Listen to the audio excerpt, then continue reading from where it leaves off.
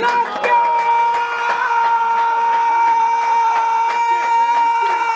go! Hey, let's go. Welcome to Seth's Smorgasbord of Sports, coming to you from 51 West Studios.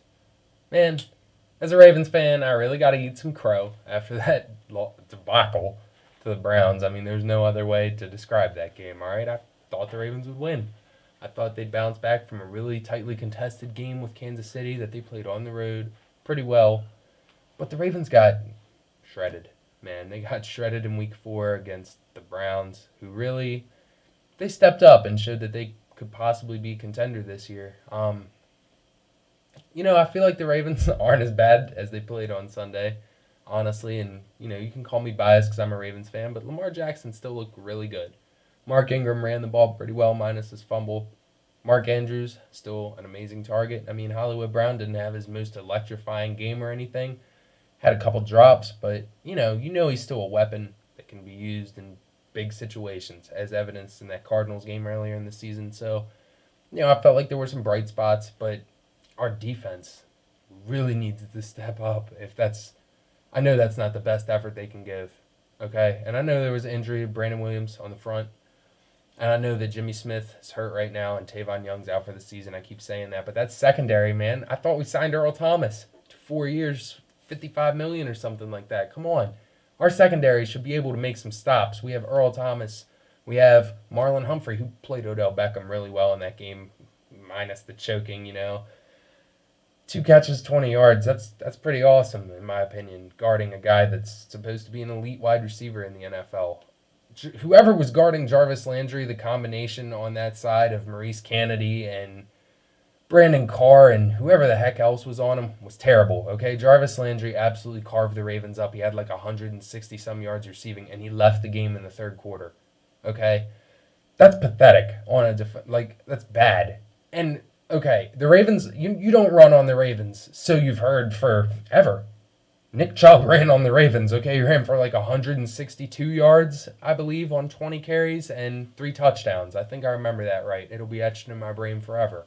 Okay, because that was the worst I've ever seen the Ravens look at M&T Bank Stadium. Okay, it was hard for me to finish that.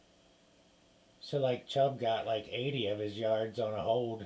All right, yeah, you make a point there, Salty. I think it was an 88-yard run, which is the longest run I've ever seen the Ravens give up in my life, I think. And honestly, it looked like the Red Sea parted there. It looked like 3 of our guys were just getting dragged down by their jerseys, but because game, but I did because I can't help it. It's just the Ravens, and on the other, I wanted to see a bright spot, and they did score at the end, make it a 15-point game instead of losing by 20, which is better. You don't want to lose by 22 at home to anybody, especially not a division rival. So giving up 40 and losing by 15 is bad, but it could have been worse. And I can't etch in stone that the Ravens will bounce back from this because I thought they'd bounce back in a home game. But they do play a hard luck Steelers team next week, and then they play a hard luck Bengals team the week after. So if they can't bounce back against those two, who are they going to bounce back against? That's my reasoning for this. I truly am not in total panic mode about the Ravens right now. They're 2-2. They're still in a race with anybody. I believe they could beat the Browns if they came out and played a better game. They just looked about as bad as they could look, and the Browns looked about as good as they could look.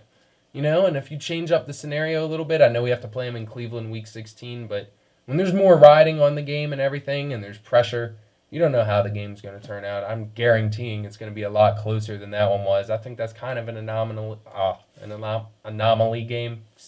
Tongue twister. But, yeah, you know what I'm saying. I just feel like the Ravens just look putrid. Defense wasn't motivated in that game, and the Browns came out with a team with their back against the wall, 1-2.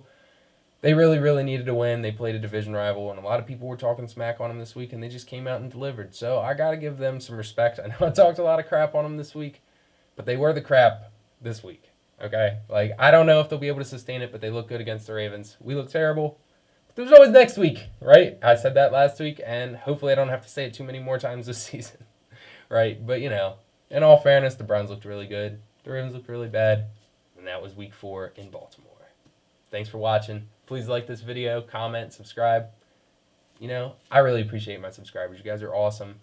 Just the support that I've had on my channel so far and me starting it has been amazing. I really, really appreciate all of you. So from the bottom of my heart, thank you to all my subscribers. You guys are bombing.